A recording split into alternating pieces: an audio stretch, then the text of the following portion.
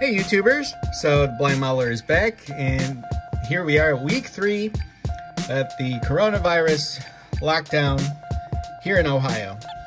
So I decided let's make a video, and I just wanted to show off a couple of projects that I've been working on during this wonderful time of the year. So here in front of us I got a CSX BQ23-7B unit, and this started off as a stock Atlas B23-7. I cut off the cab and the nose and had a Shapeways cab, popped it in place, painted it with Badger Model Flex paints. Apparently the yellow is supposed to be, the CNO yellow is supposed to be a close match to the CSX yellow. I think they're actually supposed to be the same color paint, but I think they're off a little bit. But I figure with some weathering, that should blend everything together.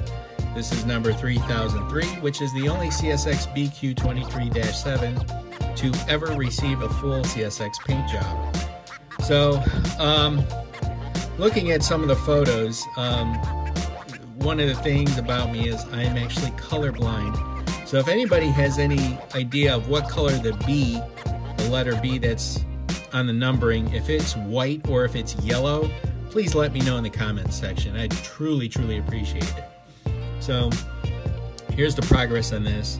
I got a rubber band around it because I tried putting this on the frame. I have a powered frame for it, and the metal weight and the cab interfere with each other, and when I push down on it, it popped the back of the cab off. So got the gluing it back in place and just waiting for the glue to set on there. But here's the back end of this, and this is CSX actually did this with their BQ23-7B unit. They blanked out the number boards and the headlights, and they just put a big number across the back right above the CSX logo. There's a picture on Picture Archives, Railroad Picture Archives, and it actually shows a decent back view of the B unit. So here you go. Next project up is this Atlas GP40. Many years ago, I actually had custom painted 2 Atlas GP40s, but they were the old Rocco, Austria made blocky shell. You know, I know at the time that the detailing for something like that was state of the art. Well, compared to today's standards, yeah, not so much anymore. But anyhow, I think this is a pretty cool paint scheme, and when I saw it, it was just one of those paint schemes I had to have. I know Atlas made a few of these in the Master Series line. However, whenever I do find them, people seem to be asking ungodly amounts for them. So I managed to find a non-dynamic GP40 shell and frame powered chassis in my parts box. So I popped off the non-dynamic brake, and I put in an Athearn Blue Box GP40-2 blister in its place. It seems to fit pretty well, and it does the job. And apparently that's not all that uncommon, and it's going to be a little bit different than your typical GP40 brake blister. But you know, these are projects I'm doing basically on a quick, easy, quick budget. Just stuff I have laying around that I've wanted to do, and now I'm doing them. In addition, I'm also cleaning out a lot of parts boxes and things like that, and just getting rid of junk that I haven't touched in years.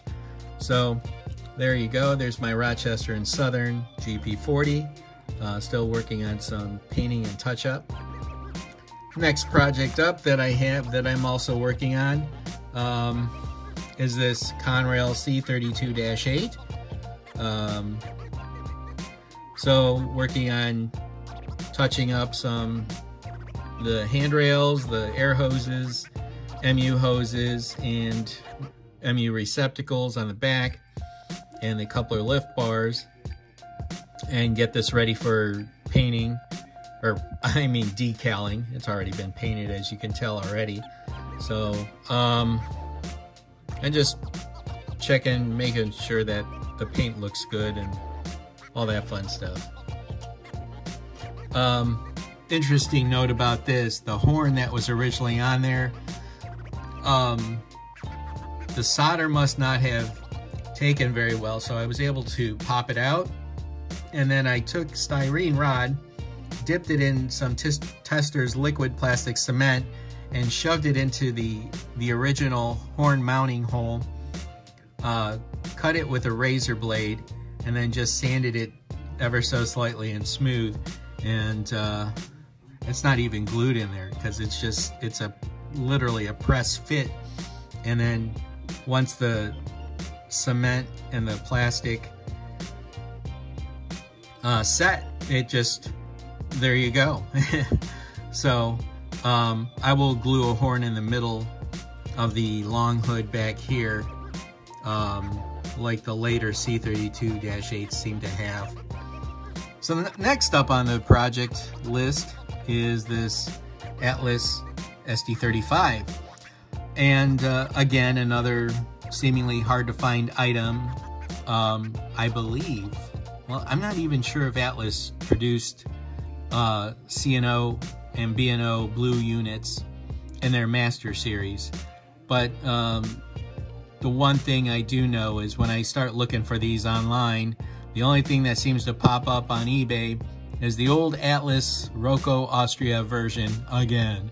And by today's standards, those locomotives are kind of out of date and just a little clunky. So this was kind of an interesting project, to say the least, because it was, I used a Pennsylvania Railroad shell mounted on top of a Seaboard Coastline sill and battery box frame. And what I just did was I sanded off the Pennsylvania Railroad logos, taped off the yellow sill on the Seaboard Coastline, and painted this Blue Angel Blue from Model Masters.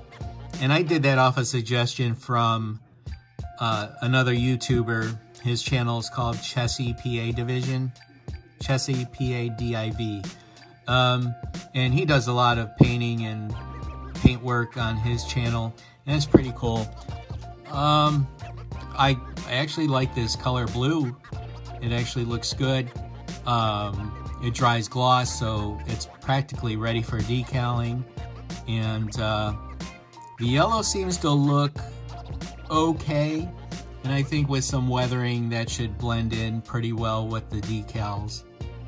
So I'm doing some touch-up work as far as the details, as far as MU hoses. And there's a color, I'm going to use Tamiya flat rubber black for the hoses, which is kind of nice departure than using just a flat black on that. Gives it that weathered look. And I'll touch up all the railings, etc. on here. So there's that project. I just call it a down and dirty project. Again, these are a lot of things that have been sitting around my parts box and things I've wanted to do for a while.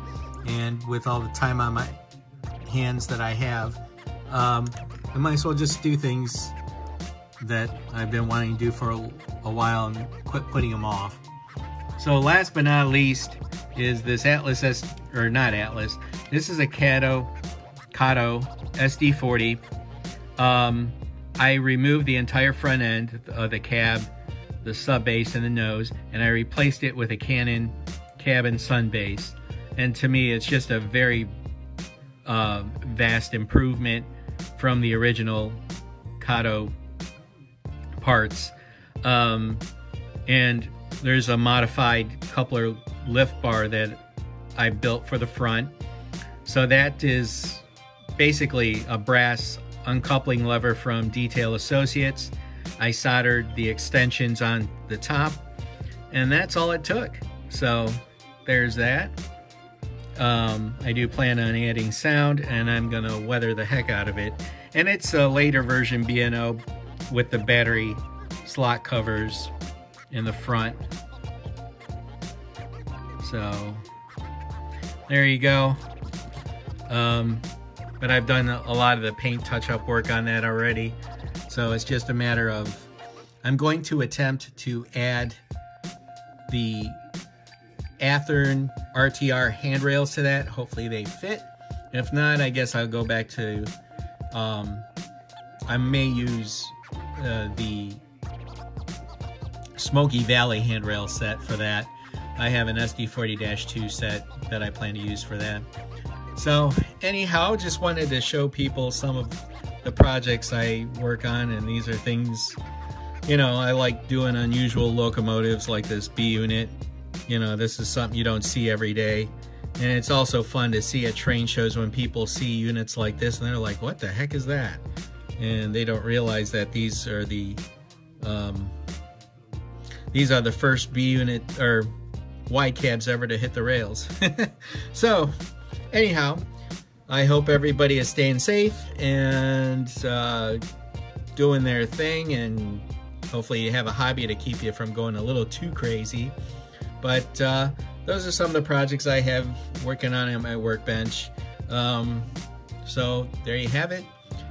If you have any suggestions, any ideas, again, if anybody could just let me know if that B on the numbering of this cab, if it's white or if it's yellow, I truly appreciate it. It's just being colorblind, it's hard to tell sometimes. Anyhow, Fly Mauler out. Catch everybody on the other side. Be safe. Enjoy.